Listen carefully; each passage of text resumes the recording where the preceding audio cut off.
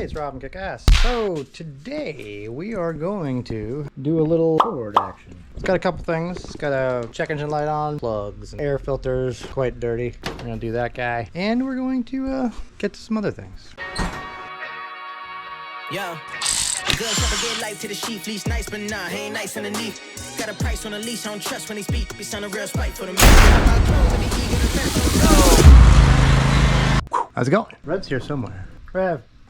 There he is. God bless America. This is Hannah's parents' car. They are visiting here. So Bob, Karen, thanks for coming down. We got her all jacked up, ready to go here. We have a code. The code is a PO, I don't know. I think it's a 454, 455. 454, 457, 455, 457, something like that. It's I erased it. Sorry about that. Anyways, it's an emissions code. She's had it before. It's usually a large EVAP leak. Very common on these Fords. The dash says gas cap, blah, blah, blah. So I got this little smoke machine here. You just put baby oil or glycerin in the top, turn it on. It's got its own pump. You don't need an air pump for it. It's awesome. Works great. So I hooked it up a little bit ago, and what I did is this is the purge solenoid. So what I did is I took this line off, and you can do a couple tests like this. So you can pull this hose off. This goes back to it goes all the way back to the gas tank to vent the gas fumes into the motor for emissions purposes, but this only opens when the car is hot. So you can pull this hose off and you start the car, and if you feel a vacuum suction from right here, that means this valve is no good and it's either stuck halfway open or it's letting air by,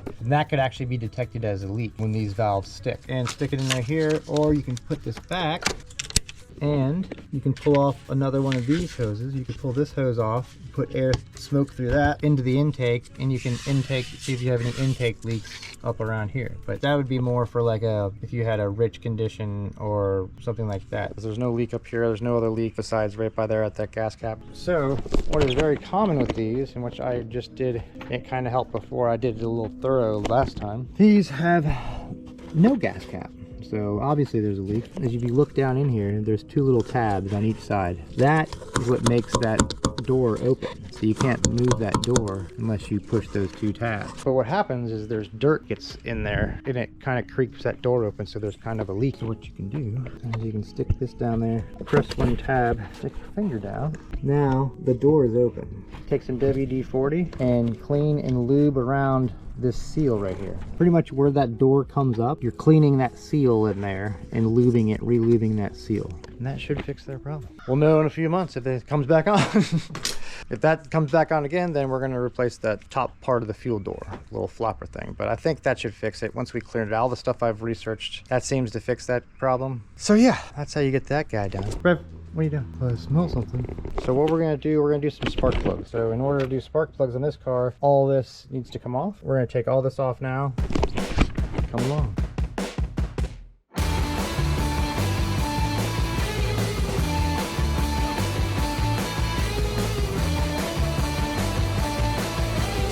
You've got the intake manifold off, Phantom. Now you can see right down inside the engine actually.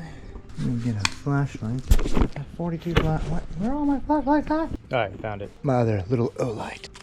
Comes with its own charger. This thing charges it like, what does it say? It charges 4-5 times complete recharge.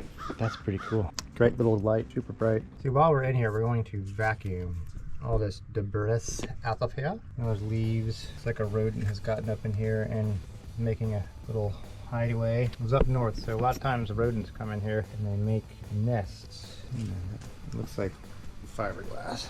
I did find some little mice poopies down there. They nibbled right here on this wire, nibbled on that one, and that would cause a misfire eventually. We're gonna fix all that while we're in here. That's kind of what I look for whenever I see mice poop and stuff. I look for chewed rubber, chewed wires. If you're not familiar with rodents, they need to chew on things to wear their teeth down. Their teeth continuously grow. You ever seen rabbits? They can't chew on anything. Their teeth are like stuck out of their head. So they got to wear their teeth down. So that's why they're always chewing on stuff. So rubber things in the cars are their favorite thing to chew on. Honda actually had a wire you would get from Honda that had rat poison on it, because they would chew it. They would always chew the knock sensor wire because it sits right in the V6 valley, the knock sensor, right in the V of the motor. So they'd build all their nests there, and while they're in there, they were like, hey, look at this knock sensor wire. And they just chew it off. They would have this tape that was wrapped around the wire that had little mice with little X's on their eyes, little poisonous tape. But before then, this is from Honda, because it was such a problem, they weren't sure what to do. They had us repair the wire, but when we repaired the wire, we would fill it up with hot sauce. Chime in if you're a Honda tech and you know what I'm talking about. You'd put hot sauce in the heat shrink and heat shrink it back up so they'd fight it and get the hot sauce. I don't know, that worked.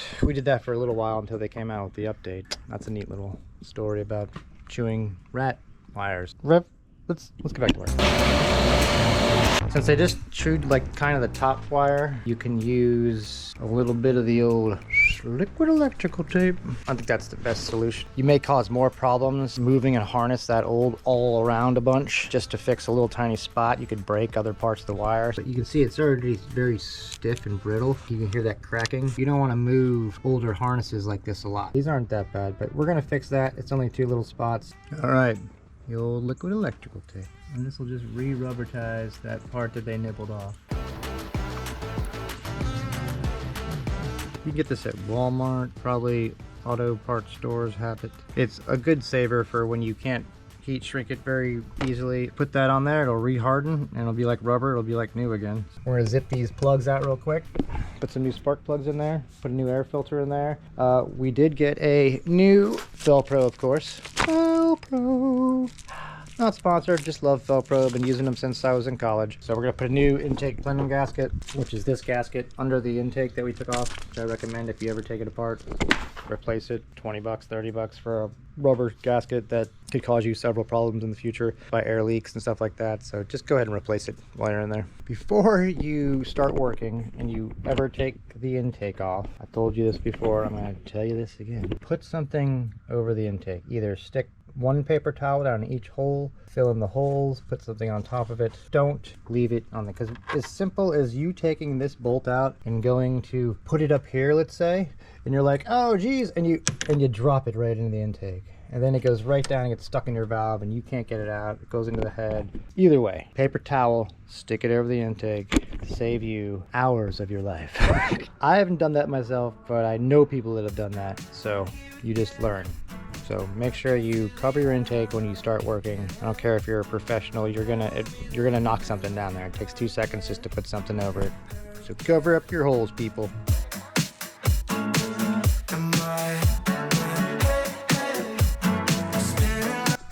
You always want to put them side by side to compare that it's the right. You want to make sure same thread pitch and same depth that it goes into the heads. You always want to double check that. And then when you get them from the parts store, look this porcelain over really carefully. If there's any crack in this, it'll misfire. It'll shoot the spark right out the side. So always look that over, because a lot of these parts people, they'll drop the part plug, or if you drop it yourself, it'll crack that porcelain, and it is no good. So double check that, and double check your spark plug gap. This is a cool little Boosted Boys spark plug gapper deal. This actually like pushes the little electrode down. I got it because it's just freaking cool looking. So it's the first time I actually used it. Works really well. Of course, these were all pre-gapped, but I just played with it on one of these plugs and it's pretty awesome. Love it.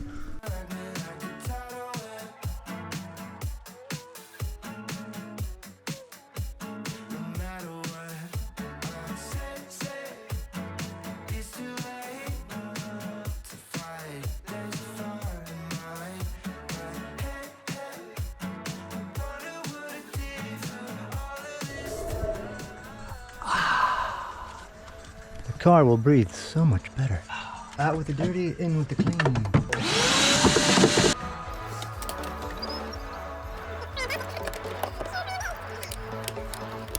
All right, we have the front tire off. We have the brake caliper nicely exposed here. Give you a couple just little quick tippity tap toes when you're doing brakes. So obviously, when you got rusty bolts like this, PP blaster. Soak them. I've already soaked the other side. I soaked these for a little bit. This is a northern car. Spent some of its life up north. You definitely want to use this on everything. And not bad for grease on these. We are going to re-grease them. We're going to pull these off real quick. All right, you can notice how there's a little black plastic thing on the top of this. There's not one on this. So make sure you see where this goes in. Usually they're on top. And I do believe it's for some kind of chatter or something. I don't know the exact function of that. Who knows? You see it on most of these American cars. Anyways, that goes on top for now. But we are going to re-grease those with a special silicone. Thank you, Kelly's Automotive, for donating this silicone. Probably made it in my toolbox when I moved and didn't realize it. This is the type that you should use. It's for brake calipers. Pretty much a slide pin lube. Just squirt some on there like that. Give it a nice thin coat. Like to take the old stuff off, give it a nice new coat of this stuff. So when it goes back together, got brand new grease for another, who knows, 50,000, 100,000 miles. You'll see where it's got lines cut in it. That's actually so the grease can have a place to go around, so it's not just solid. And it doesn't like hydro lock in there too, or hydraulic, what they call it. I think it's called. So let's go ahead and pull this caliper up. Make sure the boots aren't leaking. Yeah, you can see these guys are just about done getting very close. Oh, so yeah, not bad. Let's get those guys off. The brake pads come with new hardware. Look at that. Check this out. Do not discard. I guess these brakes fit in a... What the hell? Did I get the wrong part? I totally got the wrong... How does he put the VIN number in and get me the wrong pad? Jiminy Christmas. Shh, biscuits. That's why you check your parts, people. Alright, well, the video is ending right there for this part. Alright, so quick brake pad exchange because we got the wrong pads. It happens sometimes. There's different versions of different cars. Even though we put the VIN number in, if I sat there and watched them, sometimes it doesn't work. But now, we've got the right one. Alright, good when you get the right part. These are actually labeled outer. So that will be the outer one. So we're gonna put all new hardware on there. And these things too, make sure these look similar too. Pretty much put them on the same way you take them off. It's that simple. You take one off, match it up to the one you just took off. Is that the right one? Yep. And stick her on. Not rocket science, people. So there's various tools. You can get this at like Advanced for like 12 bucks or something like that. Stick your pad in there so you can push both the dual pistons down. You pretty much just want to bottom these pistons out so you can put a caliper back on. Alright. This right here is not an actual fluid seal. This is just a dust seal on the outside.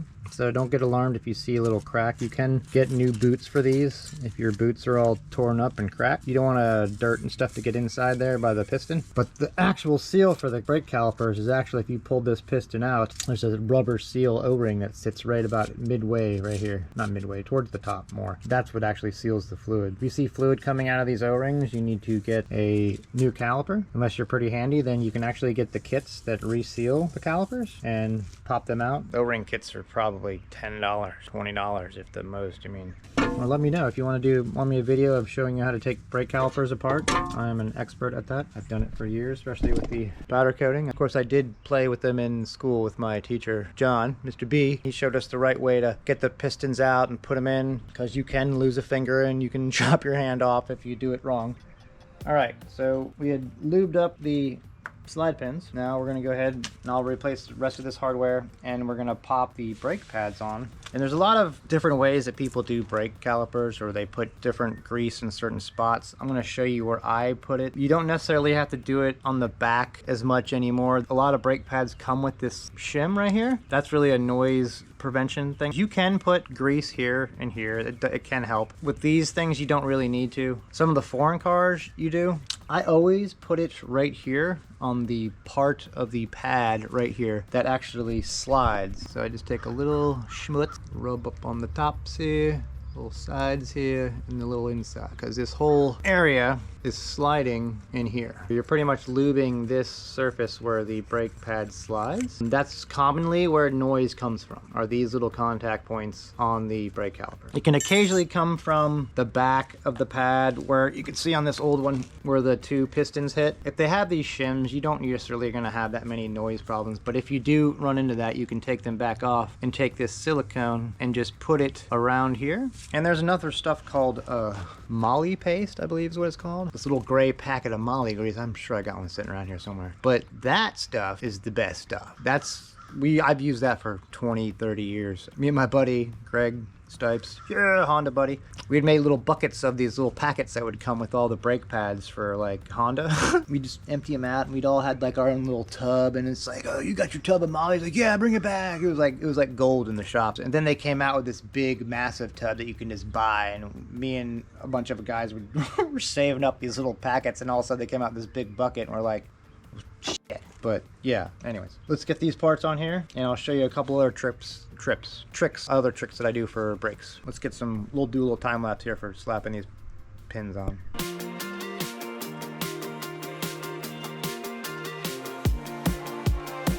So I know that these things, sometimes I have seen people take these because they think they're squealers, and when they put them on, they bend this down and stick it up under here like this and jam it in there. That is not where that goes. It stays on the outside and it pushes the pad back up off. You can see how it springs back up off the rotor. That's what that is for. Keep that in mind when you're doing brakes. So another thing that happens with people when they put their brake caliper back on is they don't pay attention to the hose. This right here. So let's say you just take your thing and you're flopping it all around and you don't know which way it came off, and you happen to double twist it like that. And you think it's okay, and you put it on there and you got this little twist like that. Well, guess what?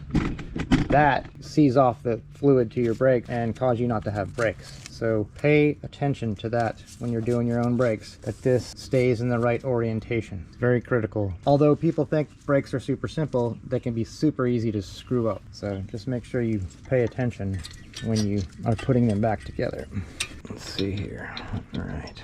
And you can notice I didn't replace the rotor because the rotors are okay. The thickness is fine. Usually the minimum thickness is written on the rotors. They're usually on the top of the rotor hat. These have a little bit too much rust to where you can't see it anymore. European cars are only cars you really replace everything if you need to. European cars, the rotor is actually pretty much softer than the pad most of the time, so they both wear out really fast. So whenever I do European cars, you just put rotors on it. American cars, Japanese cars, different. I've had my own personal Hondas and just pad slapped them for, I don't know, 3, 4, 5 sets of pads and never put rotors on it. Never went into the minimum thickness of the rotor. So that's a whole thing, and people blah blah blah. I hear it throughout my career. Oh, you should always No. You can turn rotors. I've turned rotors for years at Honda, and there's all these different speculations where you can't turn drilled rotor. You can turn drilled rotors. You can do all those things. All these people think you can't. I've tried it and I've done it on all of them. You just need to know how to do it. But anyways, that's not even, people don't even turn rotors anymore. They just buy new ones. I'm singing in the rain, just singing in the rain. What a glorious feeling, I'm happy again. Now we can go. It reminds me so much of my mother. The personality and the way. No, and that's a positive thing. Yeah, no, you guys did a long job. Yeah. What? Gotta set the map up. Oh, I thought you had to go to the bathroom. Look at our vitamin D. Matter of fact, I'll take my shoes off so I'll get grounded today. Hey, I'm gonna get grounded. I have to have my 10 minutes of being grounded. All right. Real this time.